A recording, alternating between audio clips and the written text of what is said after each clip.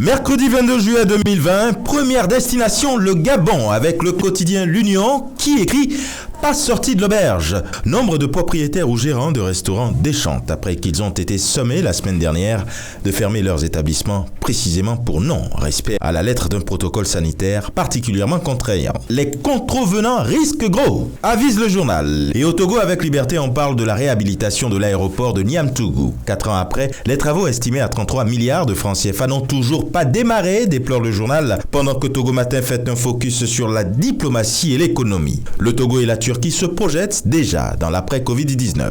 Au Sénégal, avec le Sud Quotidien, il est question de campagne agricole. Agriculteurs, opérateurs et États à couteau tiré. Le quotidien, lui, s'intéresse au Covid-19 et à la gestion de la pandémie. Opacité maladive, relève le journal qui poursuit en relevant l'absence de données sur les malades et les cas de décès. Une actualité qui passionne également l'observateur.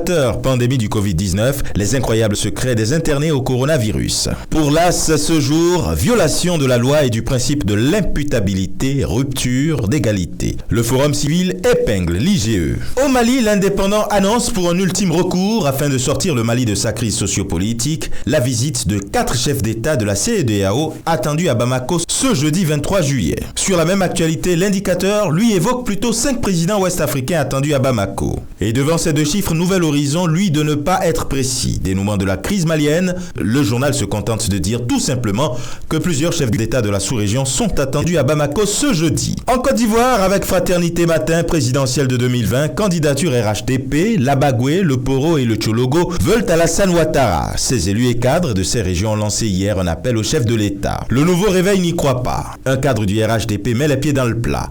Non, la base ne réclame pas un 3e mandat de Ouattara. Elle demande plutôt qu'il ne parte pas dans la honte. Et pendant ce temps, le quotidien d'Abidjan, lui, de rappeler la déclaration d'Alassane Ouattara en date du 5 mars 2020. J'ai décidé de ne pas être candidat en 2020.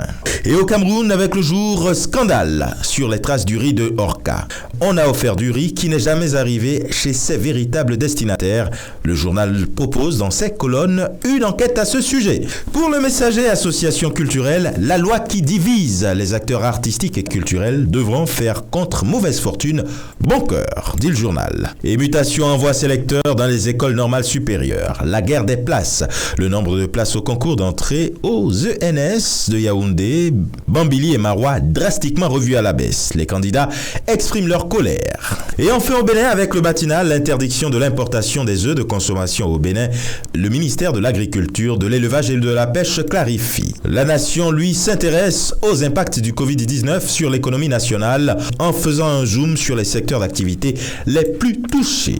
Et le Clairon qui dit en dernier ressort concernant les appels tous azimuts des jeunes pour 2021, talons imperturbables et sereins.